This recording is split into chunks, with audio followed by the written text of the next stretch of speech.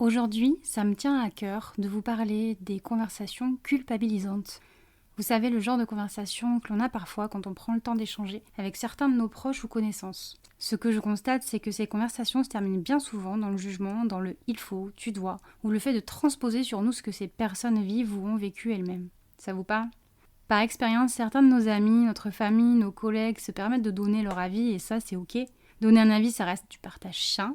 Mais s'ils y sont invités, parce que lorsqu'ils commencent à penser à notre place ou nous influencer, à nous dire comment agir, je vous avoue que c'est quelque chose qui m'agace. C'est d'ailleurs quelque chose que j'ai fait moi-même aussi dans le passé et que je peux éventuellement parfois peut-être faire encore. Il y a quelques temps, je dînais avec une amie, tranquillement à une terrasse. Je passais un bon moment avec elle jusqu'au moment où je me suis sentie mal. Je me suis sentie mal parce que, après m'être livrée à elle, comme le font des amis, elle m'a mis avec insistance un jugement de valeur qui m'a touchée. Plus tard, elle s'en est excusée. C'est comme ça aussi qu'on grandit en faisant des erreurs et en les reconnaissant.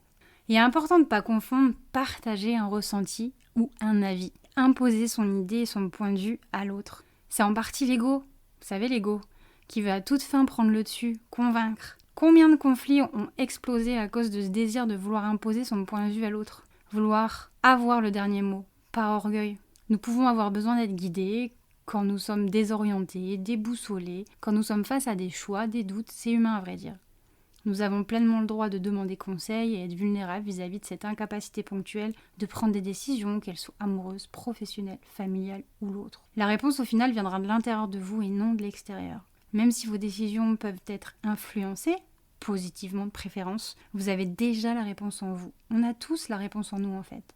Prenez vos décisions en conscience, par rapport à ce qui est bon pour vous, pas forcément ce qui est bon pour l'autre. De toute manière, moi je dis souvent, si c'est bon pour vous, ça sera bénéfique d'une manière ou d'une autre pour l'autre. Alors un conseil, ne laissez personne vous dicter, vous imposer quoi que ce soit. Vous êtes un homme et une femme libres.